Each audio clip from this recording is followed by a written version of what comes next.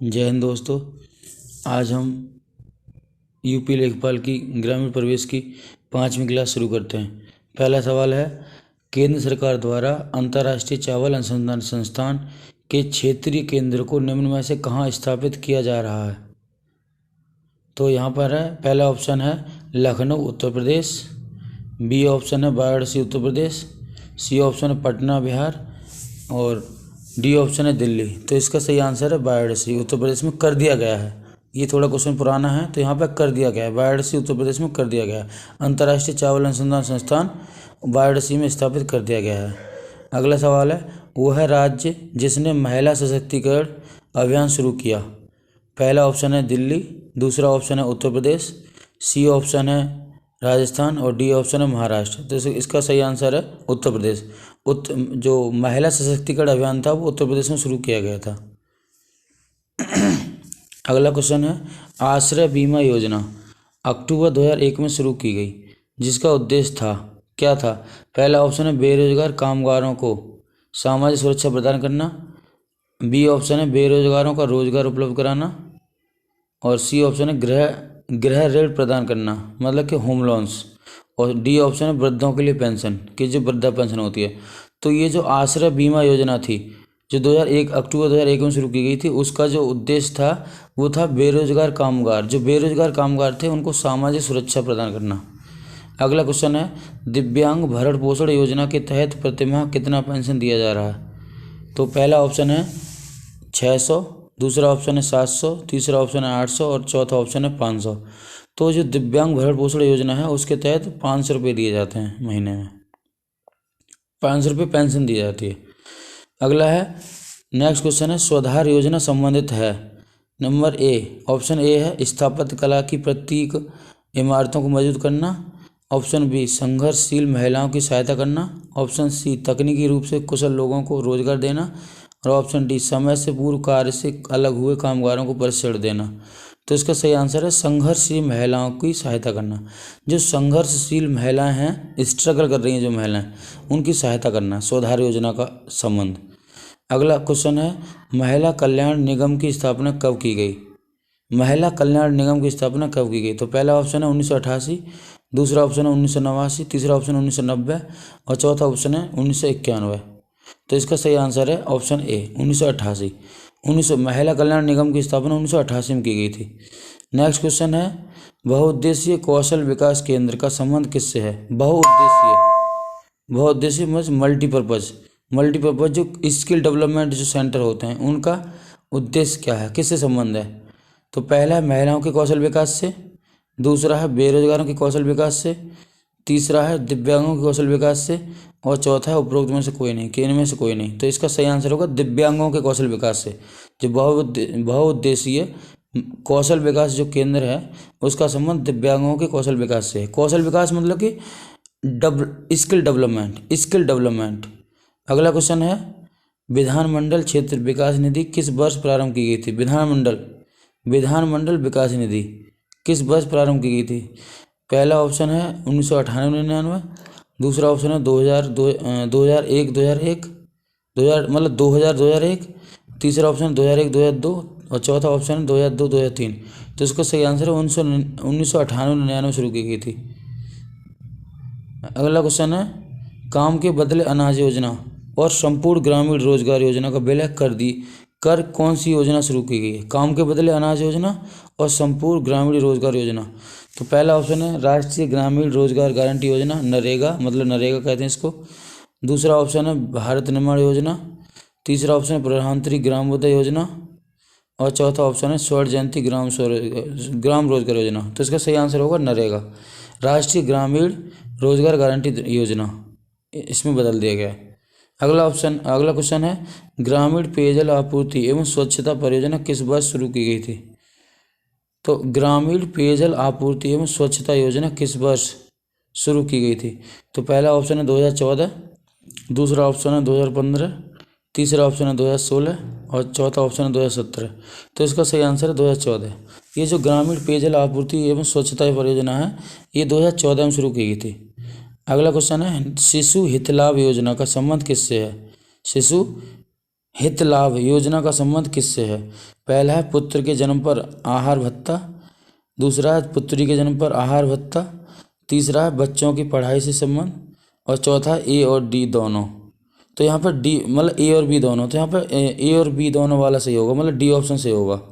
ठीक है, मतलब पुत्र के जन्म पर यहाँ 12,000 रुपये दिए जाते हैं और पुत्री के जन्म पर 10,000 रुपये दिए जाते हैं, आहार भत्ता दिया जाता है। लड़का होता है तो 12,000 रुपये, लड़की होती है तो 10,000 रुपये का आहार भत्ता दिया जाता है। तो इसके डी ऑप्शन सही है। अगला सवाल है श्रमिक आवासीय विद्यालय योजना किस वर्ष शुरू की गई? श्रमिक आवासीय विद्यालय योजना किस वर्ष शुरू की गई? तो इसका आंसर इसका ऑप्शन है 2015, दूसरा ऑप्शन 2016, तीसरा ऑप्शन है 2017 और अगला ऑप्शन है 2018। तो इसका जो आंसर है वो 2015 है। श्रमिक आवासीय विद्यालय योजना जो शुरू की गई थी वो 2015 में शुरू की गई थी। अगला सवाल है कौशल विकास केंद्र के संदर्भ में कौन सा कथन सत्य है? पहला ऑप्शन है ऑप्शन ए यह अक्षम दिव्यांगों को प्रशिक्षण देता है। ऑप्शन बी है लखनऊ तथा वाराणसी में इसकी राज्य की कार्यशाला स्थापित की गई हैं। और सी ऑप्शन है यह बेरोजगारों को प्रशिक्षण प्रदान करता है। तो इसमें डी वाला ऑप्शन अगला है डी ऑप्शन, ए तथा बी दोनों। तो इसमें ए और बी दोनों सही हैं, क्योंकि अक्षम जो दिव्यांग है ना उनके लिए प्रशिक्षण देता है, और इसके लिए लखनऊ वाराणसी में कुछ राजकीय धर्मशालाएँ कर्मशालाएँ स्थापित की गई हैं। अगला सवाल है ग्रामीण क्षेत्रों में प्रति 1,000 की आबादी पर एक आशा कार्यकर्त्री का चयन किया गया है, इसका संबंध है। मीन्स कह रहा है कि आशा का संबंध किससे है? तो पहला ऑप्शन स्वास्थ्य कार्यकर्त्री, अगला ऑप्शन है रोजगार कार्यकर्त्री, और सी ऑप्शन है शिक्षा कार्यकर्त्री, और डी ऑप्शन इनमें से कोई नहीं। तो सबको इसका आंसर सबको पता होगा कि आशा जो स्वास्थ्य क्षेत्र में काम करती हैं, गाँव में जो होती हैं, जो कोई भी प्रसूति का काम होता है या कोई भी बीमार पड़ता है इस तरह का, तो सूचना देती हैं और वहाँ पर महिलाओं को ले जाती हैं हॉस्पिटल में, सरकारी हॉस्पिटल में महिलाओं को वहाँ से, और जो टीके बीके लगते हैं उनकी जानकारी देती हैं, उनको सबको बुला के लाते हैं एक जगह, जो नर्स होती है वो लगाती है टीके। तो ये सब काम जो आशा करती हैं और ये स्वास्थ्य संबंधित है। अगला सवाल है अन्नपूर्णा योजना राज्य सरकार द्वारा किस अवधि में शुरू की गई? पहला ऑप्शन है 1997-98, दूसरा ऑप्शन है 98-99, तीसरा ऑप्शन है 1999-2000 और चौथा ऑप्शन है 2001। तो इसका सही आंसर है 1999-2000, सी ऑप्शन सही है। अगला सवाल है किसानों को समर्पित किसान चैनल का प्रसारण कब शुरू किया? तो ये हमारा रिपीटेड क्वेश्चन है, इससे पहली सीरीज जो थी उसमें भी शायद ये क्वेश्चन आया था। तो यहाँ पे आंसर होगा इसका 26 मई 2015। ये किसान चैनल जो 26 मई 2015 को शुरू किया गया था। इसके बाद है अगला क्वेश्चन है उत्तर प्रदेश खादी ग्राम उद्योग बोर्ड की स्थापना कब की गई थी? तो ये एक इम्पोर्टेंट सवाल है, उत्तर प्रदेश खादी ग्राम उद्योग बोर्ड की स्थापना कब की गई थी? तो इसका आंसर होगा 1960 में। 1960 में। अगला सवाल है जनगणना 2011 के अनुसार उत्तर प्रदेश में ग्रामीण लिंगानुपात कितना है? अब ध्यान दें, जनगणना 2011 के अनुसार उत्तर प्रदेश में ग्रामीण लिंगानुपात, तो ये ग्रामीण लिंगानुपात पूछा है। वैसे तो 912 है, उत्तर प्रदेश का जो लिंगानुपात है वो 912 है, लेकिन ग्रामीण लिंगानुपात 918 है और शहरी लिंगानुपात जो वो 894 है, 894। और केवल लिंगानुपात की बात करता है कि उत्तर प्रदेश का औसत लिंगानुपात कितना है, तो 912 है। इसका आंसर जो होगा 918 होगा, ग्रामीण वाला 918 है और शहरी वाला 894 है। तो इसका ए आंसर सही है यहाँ पर 91, क्वेश्चन नंबर 91 वाला जो है उसका ए आंसर सही है। अगला क्वेश्चन है उत्तर प्रदेश के किन जिलों में पटसन की खेती की जाती है? तो यहाँ पर ए ऑप्शन है देवरिया और गोरखपुर, बी ऑप्शन सहारनपुर और हरदोई, सी ऑप्शन है मथुरा और अलीगढ़ और अगला ऑप्शन है इलाहाबाद और फतेहपुर। तो इसका सही आंसर है देवरिया और गोरखपुर।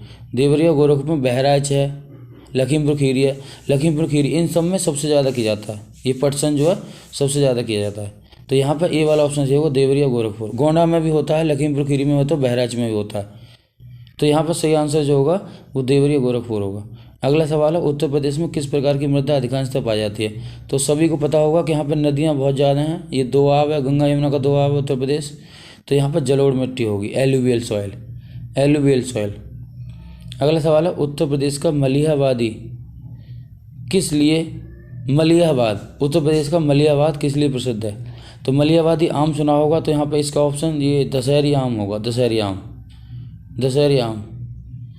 अगला क्वेश्चन है केंद्रीय आलू अनुसंधान संस्थान कहाँ स्थित है? तो पहला है फैजाबाद, दूसरा शिमला, अगला है शिमोगा और अगला है लखनऊ। तो इसका सही आंसर होगा शिमला।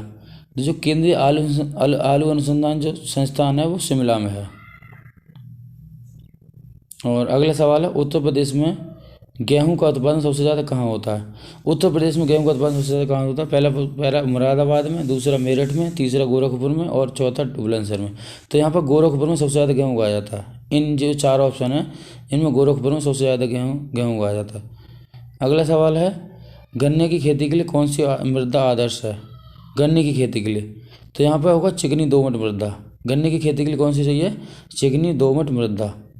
अगला सवाल है उत्तर प्रदेश में सफ़ेदा व चौसा आम कहाँ पाया जाता है? तो ये लखनऊ के आसपास है मलियाबाद। ये मलियाबादी आम है वो लखनऊ का है, तो यही है